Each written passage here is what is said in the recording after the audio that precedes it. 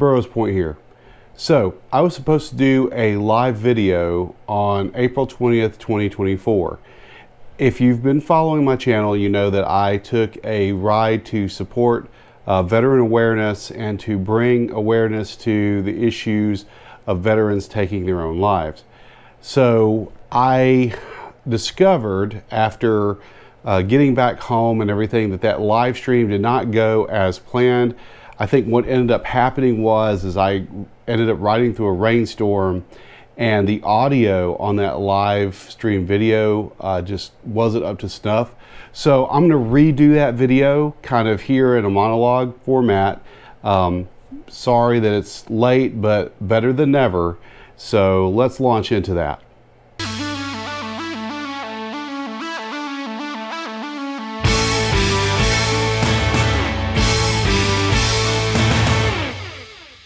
Okay, so this video is going to be posted a little late, and I apologize.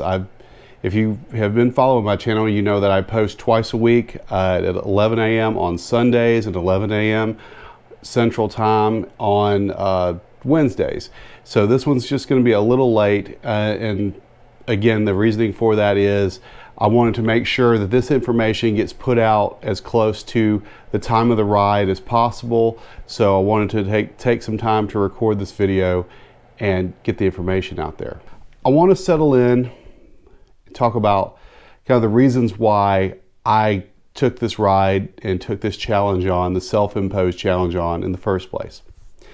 There was a guy that I served in the Navy with, and he was a junior sailor to me. In fact, I remember when he came to our duty station, his first duty station. I had been in the Navy for a little while, and I was kind of a middle ranked enlisted member. So I took him on as a junior sailor, and me as the NCO. I took him on, mentored him, and talked to him and got to know him, got to know his family, and really kind of got close to him. He was a pretty cool dude, and you know, he had confided with me a lot of things, and I actually confided some things in him. So you know, like I said, we got along very, very well. As most people do when you move on from the duty station or you get out of the service, as what happened with me, you generally tend to lose touch with people. But I saw on my Facebook page one day, or Facebook feed, I suppose, logged in one day, was just scrolling Facebook like one typically does, and saw that there was an obituary for him. And I started digging a little bit, talking to other people who knew him, some people who had followed him after he got out of the military. And I wasn't able to confirm with the family, but all indications was that this guy had committed suicide. And so I don't know for sure. I've not been able to confirm with his family, so I'm not going to put his name out there just in case that I'm wrong. But everything that I heard, everything indicated that he had done himself in. And I feel really strongly about this subject. This is a subject that I care about deeply. And I saw earlier this year, I saw some nonprofits. They were talking about bringing awareness to this issue and doing a number of challenges. Like I saw a challenge for a bicycle ride, and I saw a challenge for a motorcycle ride, and so I saw some other type of challenges. So this is my contribution to this effort of bringing awareness to the what used to be called the 22 a day and is now referred to as the 17 a day. Veterans who take their own lives. So in 2021, the VA Department of Veterans Affairs did an updated survey on the matter of veteran suicide. And they discovered that back when, during the height of the war and all that, that there were 22 veterans a day committing suicide, ending their own lives through a variety of means. In 21, they determined that that number had reduced which is great. It's no longer 22, but it had gotten reduced to 17 a day. So 17 veterans a day as of 2021 were committing suicide. So the route that I took on this ride was Alabama State Route 17, and that was purposeful. That was supposed to be symbolic. The reason for that is to honor the 17 veterans a day that were committing suicide in 2021. So, like I said, highly symbolic. The place where I stopped to do the live stream was also symbolic. So I stopped in Reform, Alabama, approximately 151 miles into my ride. And I stopped at kind of the first place that was safe to do so, to kind of set up and do this kind of thing. So the reason for stopping 151 miles in was symbolic in the sense that I wanted to do that to honor the 151 veterans in Alabama that had taken their own lives by suicide. So all of this, like I said, highly symbolic to honor those 17 a day and the 151 what I consider to be combat casualties. You know, in my mind, this is oftentimes a end result of some kind of mental trauma. We can't see this trauma. You know, if someone gets blown up in Afghanistan, it's easy to see their physical wounds. And even if they suffer for a long time afterwards, if they eventually die because of those wounds, it's considered a combat casualty. And I think of veteran suicide as none other than, if it's directly related to combat, a combat casualty. And it should be treated as such. And it is just as important for us to respond to and to treat as any soldier getting blown up on the battlefield. And I feel that way about any soldier, sailor, airman, Marine, and now Guardian. Yeah, it's the same thing. It's a combat casualty, or even a non-combat casualty, a casualty nonetheless. And it's just as important to respond to. I kind of have a threefold message for anyone who's out there watching this video. So first of all, even though the number has reduced from 22 to 17, 17 a day is still too many. It's still far too many. And if you are a veteran watching this video and you are going through some stuff and you are having a hard time of life and things are just going wrong and the walls are closing in and things are getting to where you just can't, it's getting hard to see the way forward. Please, and I'm asking on behalf of the community, the veteran community at large, for those who may care about you, and those that care about you that you don't even think they care about you, get some help. Get some help. Tell somebody. I know that when you were in, and it's the same for me too, we were taught to do more with less, constantly do more with less, suck it up, do this, do that, you know, just eat the injury and move on. There is a certain point where you can't eat the injuries anymore. There's a certain point where you can't repress that, you can't push all of that into that little space in your head that you compartmentalize with anymore. There's a certain point where it just blows up. And you're not admitting that you're weak. Just like there's, when you PMCS a vehicle or something like that, if something is not mission capable, right? We don't hate that truck because it's broken. We don't shame the truck because it's broken. The truck needs to get fixed so it can be mission capable, ready to go again. All right. This is no different. You're not weak. You're not admitting that you failed. There's nothing to fail. It's just there's a problem and we need to get it fixed. So please, if you're a veteran watching this and it's just getting hard, seek some help. And it doesn't matter where you seek it. I know the VA has been really sus. You know, there's veteran brothers and sisters who have been taking their lives in the parking lot of VA clinics because they can't get their crap together. Seek help outside of the VA if you need to. Seek help through the civilian resources that are available to you. There's any number of things. And if you just can't figure it out, dial 911. Just talk to somebody, because there's somebody out there who cares about you. And even if your family's crap, you know, your immediate family's crap, there's no one out there that you can think of, there's somebody out there that cares about you. And there's somebody out there that will be affected by it. An old battle buddy, an old teammate, someone who's out there, you know, somebody's going to be affected by this. So please seek help.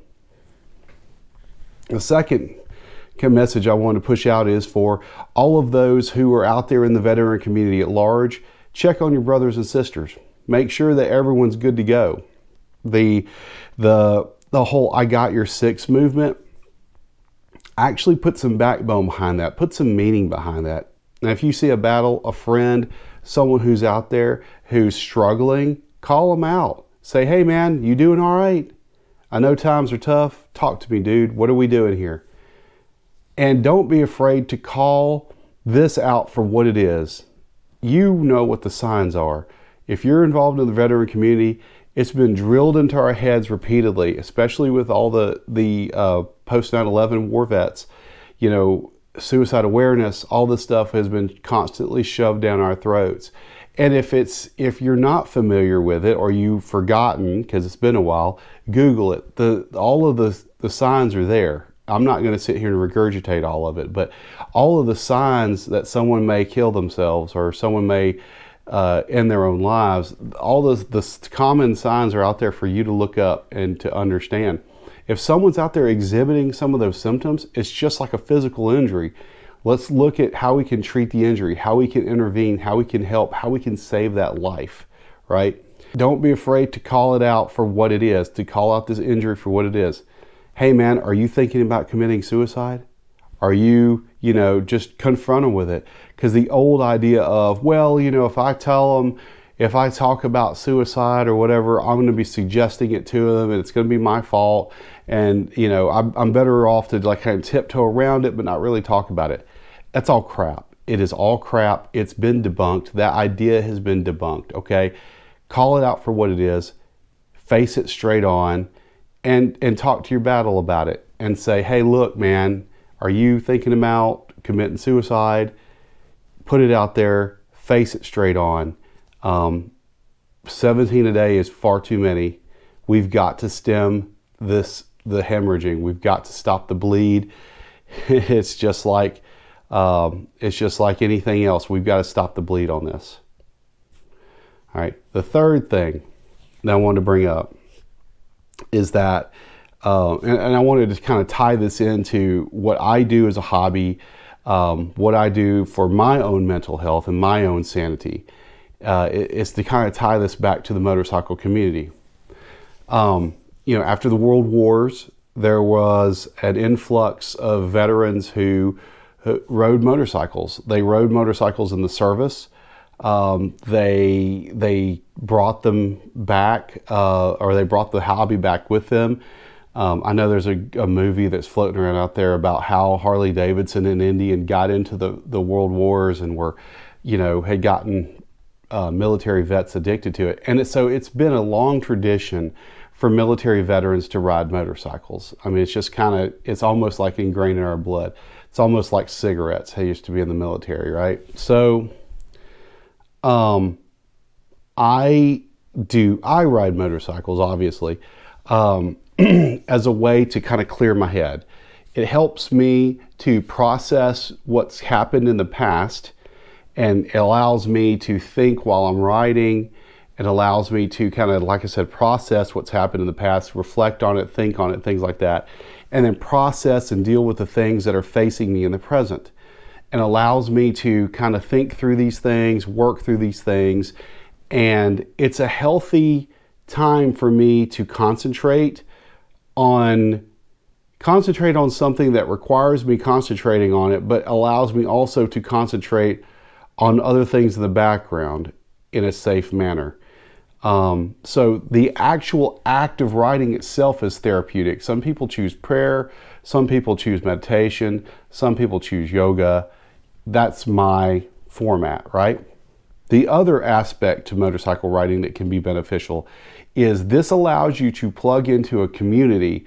And there's a lot of war vets out there who also ride motorcycles. And I'm not talking about post 9/11 war vets. I'm talking about war vets to the Vietnam War, even if they're not actively riding, some Gulf War vets certainly. You know, there's any number of war vets out there who are still riding.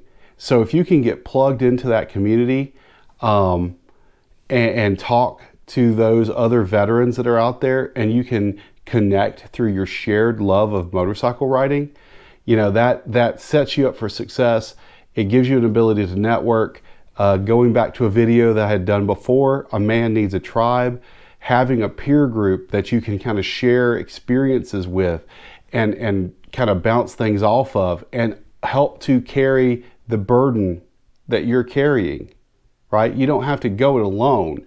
The whole point of using using motorcycles to connect with other people and having that tribe, right, is no one man bears his burden alone. You kind of spread the load, and then you help to carry the other guys around you, and you all go forward through life, right?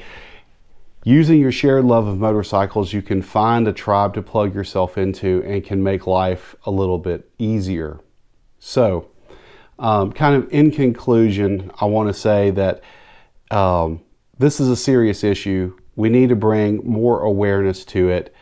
I think that if nothing else, at least this is trending into a positive way. 22 to 17, that's a lot better. It's certainly not zero, so we still have a lot of work to do, but at least it's trending in the right direction. So, you know, we as a society need to keep our promise to veterans that we're going to take care of them after they bear the burden of the war. So let's continue to find ways to provide services to veterans. Let's continue to look out for one another. Let's continue to check on our old teammates, our old service member buddies, our old battle buddies, the people that we served with, the people that we hate chow with together, the people that we went through training together, the people that we deployed with. Check on your peeps, because it's just as important as it was back in the day to check on your peeps. So keep checking on your folks, all that stuff. And then if you're a veteran too, do a self-diagnostic, check your own mental health. You're an active participant in this too. And if you find that something is lacking, don't be afraid to reach out and get some help. And then finally, motorcycle community is a great place to find that help, to find other guys to hang out with, and to kind of shoulder the burden of life and the past experience and the emotional baggage that we carry along the way. Anyhow, thanks for watching. Thanks for bearing with me as I get videos out for y'all's entertainment and enjoyment. Please remember to like, subscribe, do all the algorithm things to help this video go out, reach the masses, because even if I don't end up getting any kind of notoriety or anything for this video, I want to get the message out there, because if nothing else, this message is the most important thing that needs to get out there. So thanks for watching, and I'll catch you on the next one.